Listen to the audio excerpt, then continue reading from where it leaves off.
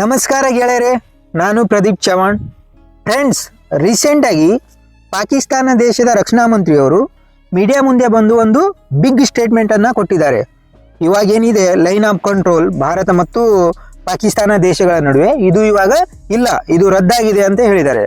Shimla agreement ಏನಿದೆ India ಮತ್ತು ಪಾಕಿಸ್ತಾನ ದೇಶಗಳ ನಡುವೆ, ಅದು ಒಂದು ಡೆಡ್ ಡಾಕ್ಯುಮೆಂಟ್ ಅಂತ ಪಾಕಿಸ್ತಾನದ ರಕ್ಷಣಾ ಮಂತ್ರಿಯವರು ಖಾಜಾ ಆಸಿಫ್ ಅವರು ಸ್ಟೇಟ್ಮೆಂಟನ್ನು ಕೊಟ್ಟಿದ್ದಾರೆ. ಅದು ಕೇವಲ ಒಂದು ಸೀಸ್ ಫೈರ್ ಲೈನ್ ಆಗಿ ಇವತ್ತು ಉಳಿದಿದೆ ಅಂತ ಸ್ಟೇಟ್ಮೆಂಟನ್ನು ಕೊಟ್ಟಿದ್ದಾರೆ.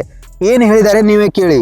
कंट्रोल लाइन जो है उससे अब ये सीजफायर लाइन चली गई है. जो 1948 में जो डिक्लेयर यूनाइटेड नेशंस ने इसको सीजफायर लाइन किया था. वो जो जंगबंदी हुई थी जिसके बाद रेजोल्यूशन हुआ, सारा प्रोसेस जो है वो तारीख का हिस्सा है. ये भी अंडरस्टैंडिंग आई थी कि ये डिस्प्यूट्स जो हैं वो बायलैटरली डील होंगे. अब ये मल्टीलैटरली या इंटरनेशनली जो है डील हो सकते हैं. शिमला माहदे के अंदर जो एलओसी उसका किया था, शिमला माहदा जो है IWT जो है इंडस वाटर ट्रीटी जो है वो कल अब हुई या नहीं हुई, कम से कम शिमला माहदा जो है फारग हो गया. It's a dead document now. बिल्कुल. तो आपकी जो सीज फायर लाइन की हैसियत और एलओसी की हैसियत वो आपको दोबारा से बैठ के डिस्कस करनी है. बिल्कुल कि ये जंगबंदी लाइन आप बताओ. हाँ, जो चीज़ें ओवर द डेकेड्स जो है कुछ हमने स्टेप बैक किया हुआ था, हम वापस 48 वाली सिचुएशन के ऊपर आ गए हैं, जिसके ऊपर पंडित जवाहरलाल नेहरू के बयानात हैं और उन्होंने एक्सेप्ट की हुई है. यूएन सिक्योरिटी काउंसिल में जहाँ मामला गया था वहीं पे वापस बिल्कुल वापस पहुंचे. जंग का खतरा बरकरार है. नहीं, मैं आपसे एग्री कर रहा हूँ, मैं इख्तलाफ नहीं कर रहा. इसमें कोई शक नहीं कि एक इंटरनेशनल प्रेशर है कि अमन रहना चाहिए बड़े सगीर में. लेकिन अगर ठोंसी गई हमारे ऊपर दोबारा, तो जिस तरह हमने जवाब दिया है उससे भी ज़्यादा करारा जवाब देंगे. ನೋಡ್ರಿ, ಖ್ವಾಜಾ ಆಸಿಫ್ ಅವರು ಒಂದು ಬಿಗ್ ಸ್ಟೇಟ್ಮೆಂಟನ್ನು ಕೊಟ್ಟಿದ್ದಾರೆ. ಭಾರತ ಕೂಡ ಇದನ್ನು ಸೀರಿಯಸ್ ಆಗಿ ತಗೋಬೇಕು.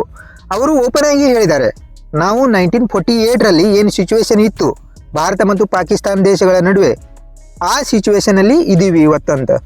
ರೀಸೆಂಟಾಗಿ ನಿಮಗೆ ಗೊತ್ತಿರಬಹುದು, ಪೆಹಲ್ಗಾಮ್ ಟೆರರ್ ಅಟ್ಯಾಕ್ ಆದಾಗ ಭಾರತ ಇಂಡಸ್ ವಾಟರ್ ಟ್ರೀಟಿಯನ್ನು ಸಸ್ಪೆಂಡ್ ಮಾಡಿದೆ. ಅದರ ಬದಲಾಗಿ ಇವರು ಏನು ಮಾಡ್ತಿದ್ದಾರೆ, ಶಿಮ್ಲಾ ಆ್ಯಕ್ಟನ್ನು ರದ್ದು ಮಾಡಬೇಕು ಅಂದ್ಕೊಂಡಿದ್ದಾರೆ. ಶಿಮ್ಲಾ ಆ್ಯಕ್ಟ್ ಆ್ಯಕ್ಚುಲಿ ಪಾಕಿಸ್ತಾನ ಸಲುವಾಗಿ ಇದೆ, ಅವರಿಗೆ ಹೆಲ್ಪ್ ಆಗುತ್ತೆ.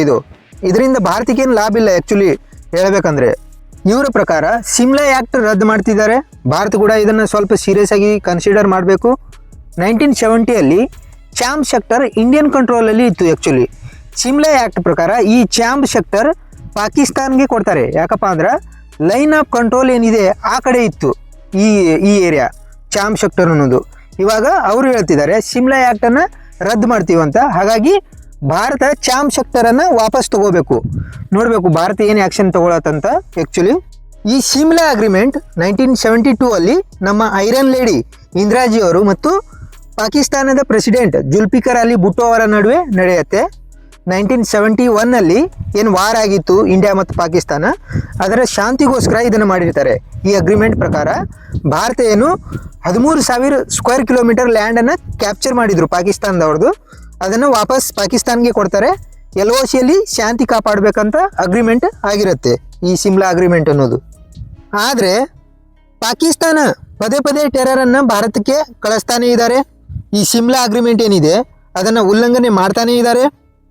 ಇವಾಗ ಅವರೇ ಓಪನ್ ಆಗಿ ಹೇಳ್ತಿದ್ದಾರೆ ಶಿಮ್ಲಾ ಅಗ್ರಿಮೆಂಟ್ ಏನಿದೆ ಅದನ್ನು ರದ್ದು ಮಾಡ್ತೀವಂತ. ಭಾರತ ಇವರಿಗೆ ತಕ್ಕ ಪಾಠವನ್ನು ಕಲಿಸಲೇಬೇಕು. ನಾವು ಏನು ಯುದ್ಧದ ಸಮಯದಲ್ಲಿ ಅವರ ಭೂಮಿ ಅವರ ಜಾಗವನ್ನು ತೆಗೆದುಕೊಂಡಿದ್ದೇವೋ ಅದನ್ನು ವಾಪಸ್ ತಗೋಬೇಕು ಮತ್ತು POKಯನ್ನು ನಾವು ವಾಪಸ್ ತಗೋಬೇಕು. ಈ ವಿಡಿಯೋ ಎಲ್ಲರಿಗೆ ಇಷ್ಟ ಆಗಿದೆ ಅನ್ಕೋತೀನಿ. ನಾನು ಇದೇ ರೀತಿ ಅಪ್ಡೇಟೆಡ್ ವಿಡಿಯೋಸನ್ನು ತರ್ತಿರ್ತೀನಿ. ನೀವು ಚಾನಲನ್ನು ಸಬ್ಸ್ಕ್ರೈಬ್ ಮಾಡಿಲ್ಲ ಅಂದರೆ ಕೂಡಲೇ ಚಾನಲನ್ನು ಸಬ್ಸ್ಕ್ರೈಬ್ ಮಾಡಿರಿ.